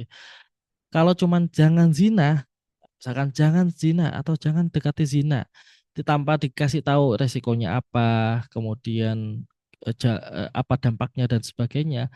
Mungkin yang terjadi adalah seperti yang Mas Toto sampaikan gitu. Dan yang terjadi misalkan jangan main kemalaman gitu ya, jangan main maghrib-maghrib gitu. Anak sampai di situ nggak tahu kenapa kok saya nggak boleh main maghrib, itu apa alasannya, dan itu yang jarang diungkapkan misalkan ke anak-anak gitu ya. Tidak banyak alasan konkret disampaikan ke anak-anak kenapa tidak boleh ini, tidak boleh itu begitu. Jangan jangan main panas-panasan gitu, jangan main siang-siang panas gitu. Kenapa dampaknya panas itu ke anak-anak itu apa gitu? Karena itu biar membuat mereka tahu betul bahwa di di balik kata jangan itu akan ada resiko, akan ada bahayanya, akan ada dampaknya pada dirinya gitu. Sehingga pemilihan kata jangan sebenarnya menurut kata di beberapa konteks di pelarangan itu menurut saya diperkenankan gitu ya. Tapi dalam konteks branding ya kayak semacam nama dari instansi sahabat integritas itu benar-benar menurut saya ya sesuatu yang tepat, karena kalau anti korupsinya dicantolin gitu ya, justru yang terbayang adalah ya semacam KPK ya. Kalau kalau KPK kan jelas tusinya adalah memberantas korupsi. Kelihatan betul Komisi Pemberantasan Korupsi. Kalau di sahabat integritas Jogja kan yang akan dibangun adalah dia adalah sahabat, teman, rekan yang senantiasa mengingatkan untuk senantiasa berintegritas gitu. Jadi jangan sampai jauh dari korupsi, ya jangan belum belum kelihatan korupsinya ya integritas yang sudah ada itu dijaga, dibangun dan sebagainya. Dan ini kan yang value yang akan dibangun oleh Pak Siji ya. Menurut saya ini sesuatu hal yang pas kalau dibawanya di arah eh, branding dalam organisasi. Begitu kira-kira Mas Tertoto gitu ya. Kecuali memang semacam kayak KPK yang memang tusinya adalah memberantas korupsi. Jadi memang disebutkan nyata-nyata Komisi Pemberantasan Korupsi. Begitu. Ya, Master setuju sekali. Jadi intinya konsep teori psikologi itu perlu dijelaskan lagi ya, terutama dampak Iya, risikonya. Dan betul. tadi saya baru terinspirasi tadi dengan perbandingan di ayat Al-Quran kan ada banyak itu eh, pelarangan-pelarangan yang tegas, tetapi Betul. dengan catatan tadi ya, ada dampak Betul. risiko negatif itu betul-betul dijelaskan. Terima kasih, Betul. Mas. Terima kasih Mas Tertoto. Kemudian ini dari kolom chat ada pertanyaan dari Ibu Mulyati, Master Mulyati. Posting yang penting, kriteria penting itu apa saja ya? Pertanyaan Oh, mengatakan nggih. Master Mufli, monggo. Nggih. Matur nuwun Bu Mulyati, matur nuwun Bu Ana, sudah dibacakan. Eh, kalau saya sebenarnya melihat penting atau hendaknya itu posting ini itu bermanfaat enggak sih buat orang lain gitu ya. suatu ketika saya pernah merasa bahwa ketika memposting sesuatu kegiatan penyuluhan anti korupsi saya itu sebenarnya nggak ada penting-pentingnya dan nggak ada manfaat-manfaatnya. Ya saya garis bawahi manfaat ya. Jadi kriteria saya ini kriteria yang saya bikin sendiri manfaat gitu ya. Jadi karena ya dawuhnya Gusti Allah itu sebaik-baiknya kamu adalah orang yang bermanfaat. Maka yang saya catut adalah manfaatnya. Jadi ketika saya berada, saya menjadi penyuluh anti korupsi, maka saya harus bermanfaat. Masalahnya ketika saya pernah posting sesuatu kegiatan-kegiatan saya, itu mikir manfaat enggak sih buat buat orang lain. Saya posting kegiatan yang sudah dulu gitu ya. Buat apa gitu ya. Nah, itu terjawab setelah beberapa saat kemudian. Di suatu ketika ternyata saya tiba-tiba dihubungi oleh kantor di Madiun, di kantor Bea Cukai di Madiun. S- eh, Kantor Bea Cukai Madiun ingin menyalakan Kordia, tapi dengan cara berbeda karena tidak ingin ceramah lagi. Dan melihat postingan saya itu pernah ada main board game KPK mau dibantu, dan melihat bahwa saya membawakan materi anti korupsi dengan board game, maka minta hal yang Mas, saya cari-cari di Instagram. Kemudian mereka ya, saya tanyain, kenapa kok bisa nemuin saya dan kenapa saya diundang gitu. Padahal saya ya sudah di Sleman, terus kok tiba-tiba diundang, kok jauh banget ngundangnya gitu loh. Toh di Jawa Timur banyak penyuluh anti korupsi Mas gitu. Dan mereka bilang, Mas saya nggak tahu siapa yang lain dan nggak tahu yang lain bagaimana. Tapi saya melihat Mas posting di Instagram eh penyuluhan anti korupsi dengan boot game. Saya lagi butuh Mas gitu. Kantor saya lagi Hakordia dan sepertinya penat kalau Hakordianya pakai eh, ceramah-ceramah gitu ya. Saya minta Mas untuk jadi narasumber dan memfasilitasi board game itu di kantor. Nah, dari situ saya mikir, oh ternyata apa yang saya posting itu eh, punya manfaat bagi orang lain. Ya, kantor yang mana yang membutuhkan, kemudian ternyata dari kompetensi yang kita miliki, dari keunggulan yang saya punya, kemudian saya bisanya apa, itu ternyata bisa bantuin orang lain loh, gitu ya. Bisa bantu dan bermanfaat bagi orang lain.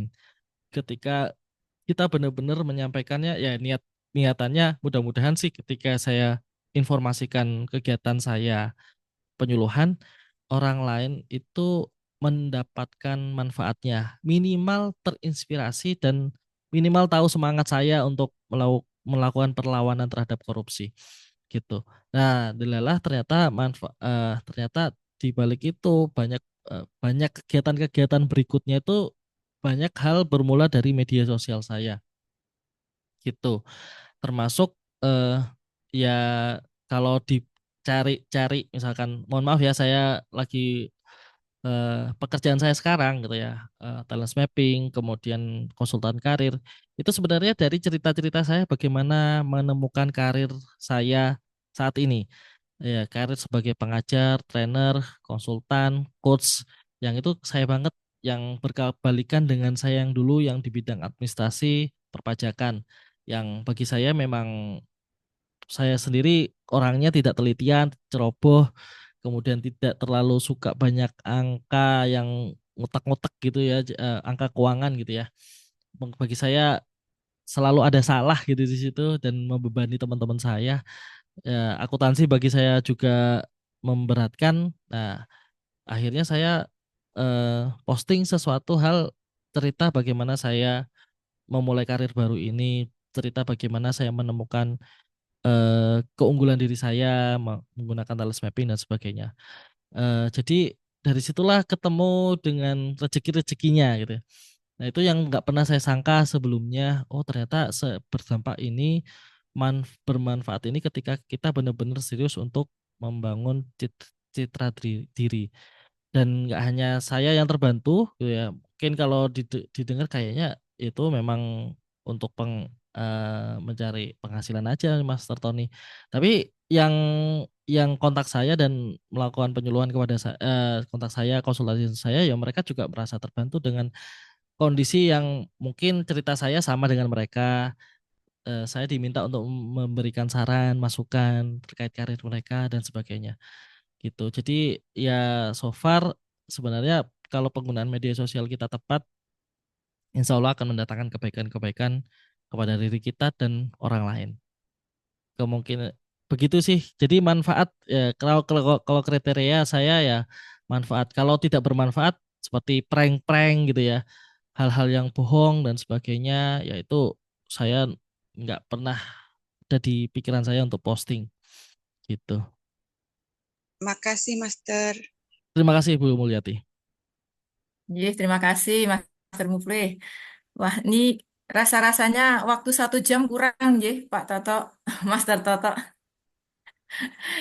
Ya, karena kita terkesima dengan materi yang luar biasa ini, kita mendapatkan materi dari ternyata seorang asesor KPK ini, Pak Master Muflih ini, ya, yang sekarang berdomisili di Sleman. Ya. Sangat bangga kami dari Pak Siji Saya juga bangga ada jadi bagian dari Pak Siji, Bu. ada anggota Master Muflih. Ya. eh, karena waktu jualah kita eh, akhiri untuk materi yang sangat luar biasa ini di Denmas Base sesi atau episode 5.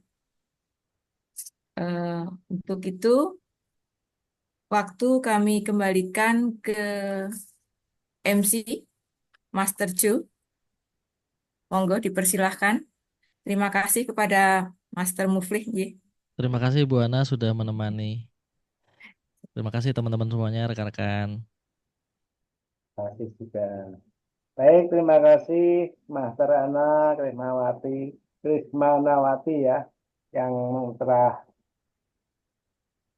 menjadi moderator menemani diskusi kita malam hari ini. Dan terima kasih juga terutama pada narasumber yang luar biasa, Mas Batoniawan ya, SM, yang telah menyampaikan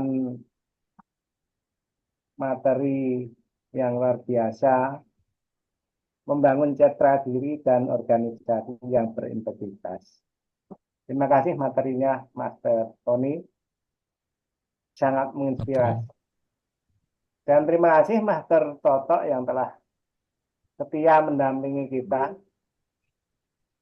telah menjadi keynote speaker tadi, sudah mengisi keynote speaker ya, dan mendorong pada kita untuk tetap konsisten dalam tugas di Paksiji. Terima kasih semuanya yang telah hadir dalam diskusi malam hari ini. Mudah-mudahan hadirin semua tetap konsisten juga mengikuti acara Denmas Bay berikutnya. Denmas Bay berikutnya dakwah kan bulan November. Jadi acara Denmas Bay ini terprogram setiap bulan. Dan mudah-mudahan ini Denmas Bay yang kelima akan dilanjutkan Denmas Bay yang ke-6. Kita nanti bergulir dapat tugas lagi yang bidang humas.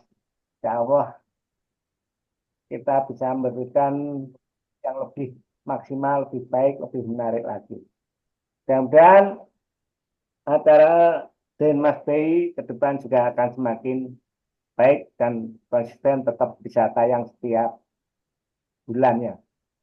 Demikian yang bisa kami antarkan. Mohon maaf, saya sebagai MC tentu saja banyak kekurangannya. Dan mohon maaf. Dan tadi waktu mulai 20 audien, sekarang tadi sampai maksimal 32. Dan terima kasih tadi dari Master Fikih ya, dan Master Sandri juga hadir dan menyimak juga. Terima kasih luar biasa. kita selalu didampingi. Demikian, Master semua, mungkin waktu sudah lebih dan tidak terasa. Diskusi kita ternyata tidak membosankan, Master Tony. Tapi karena waktu juga yang harus mengakhiri kita sampai di sini. Baik, untuk itu acara Demas Day yang kelima kita akhiri sampai di sini. Kita akhiri, mari kita tutup dengan bacaan Alhamdulillah semuanya. Alhamdulillah. Alhamdulillahirabbil alamin. Terima kasih. Wassalamualaikum warahmatullahi wabarakatuh. Waalaikumsalam warahmatullahi wabarakatuh. Terima kasih Master semuanya. Matur nuwun Master semuanya. Terima kasih Oke, selamat banyak. malam. Selamat malam, matur Malam, nuwun. matur Ini nuwun. sukses Selamat untuk semuanya. Sukses Sukses Mas. ya. Ye. Ya, Sukses sini. di dalam hari.